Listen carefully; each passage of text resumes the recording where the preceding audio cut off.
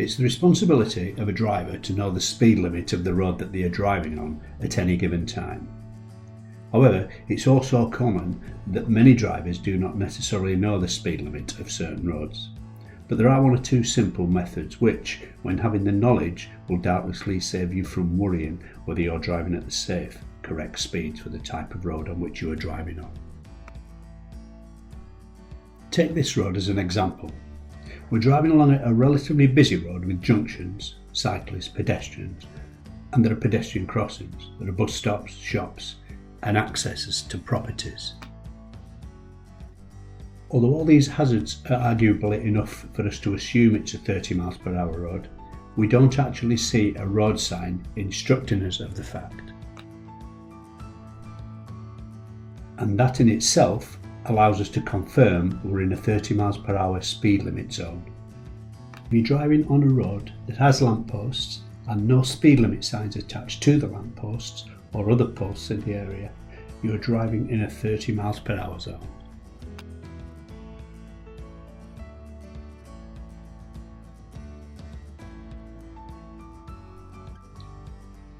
Changes in speed limits are signposted very clearly, and again, it's that word responsibility that comes to the front. It is our responsibility as the driver to read the road in order to determine changes in speed limits. The beginning of the new limit shows a large speed limit sign.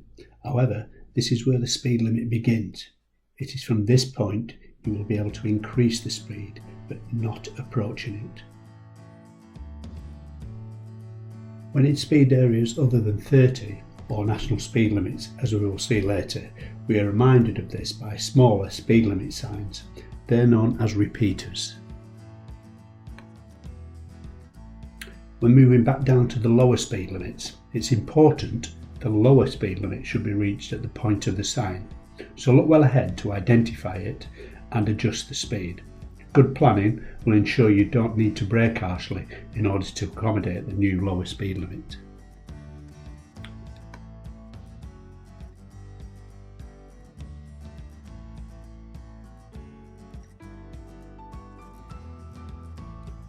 "20-mile-per-hour zones are becoming more and more familiar to drivers, and they're always positioned with safety in mind, particularly of pedestrians, cyclists and other vulnerable road users.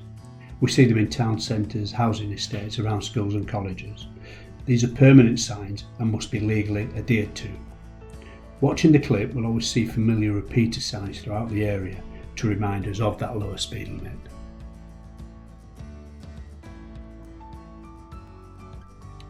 Increasing of speed limits can happen as the road becomes more open.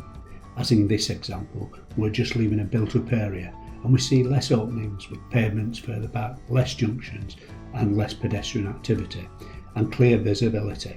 And although lampposts signify built-up areas, the design of the road presents less of a hazard with better visibility. So once out of the built-up area, the speed limit increases. This, however, is not necessarily the case with all changes in street or road environments, which is why you should always be aware of the new speed limit changes up or down. Another point worth noting is that not all the repeater signs are positioned on the left-hand side of the road. They're often positioned facing you on the right too. In this clip we have varied speed limits. We're initially on the 20 road. The new road changes to 30.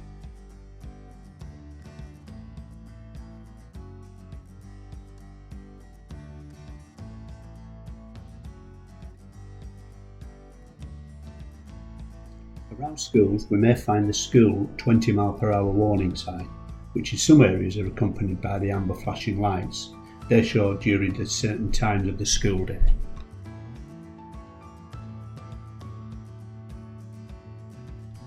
So other than the school time sign, there will be no indication of the speed limit. We therefore know for definite that we are in a 30 zone, as 30 was the last sign that we actually saw. You'd have also noticed that when looking into the side roads, how the speed limit changes. Not all new roads change speeds, but always look out for the potential change when turning in.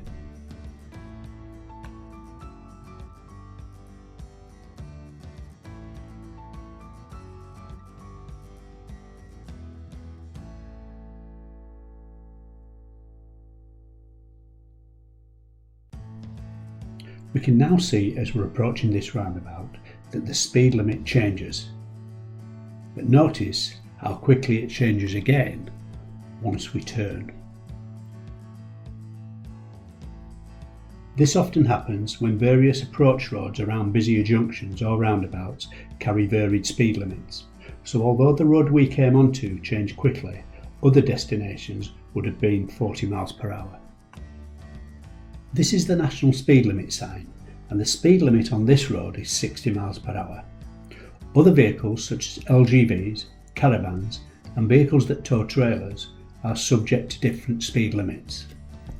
A single carriageway is a road that has no separation structure such as a central reservation. You see them on motorways and dual carriageways.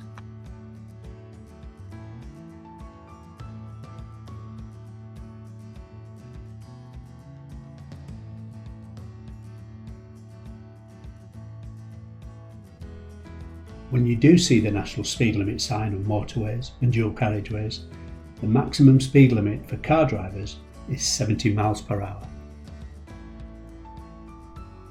Now looking at this sign, it's the same national speed limit sign as the previous clip, but a totally different type of road.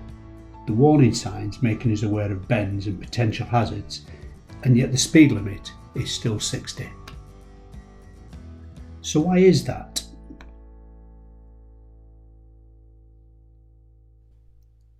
Well, the simple answer is that there are no lampposts.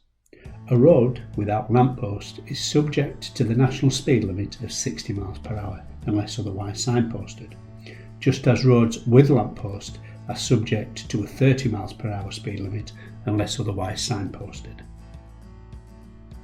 It should be emphasised, however, that rural roads present their own driving problems, and although the limit is 60, there will be many occasions that this is not safe.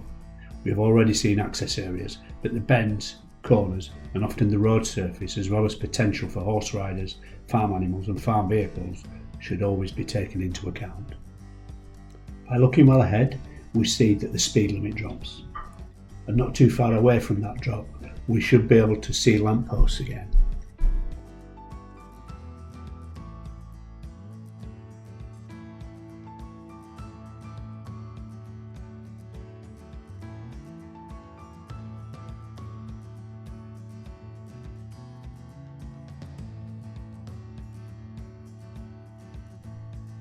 Finally, when driving along this road, it would normally be correct to assume that this is a national speed limit of 60 miles an hour due to there being no lampposts.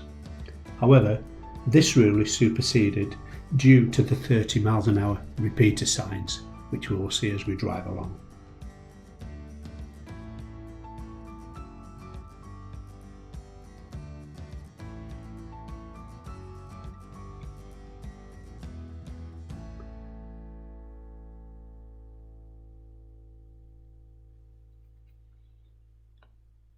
Thanks for watching.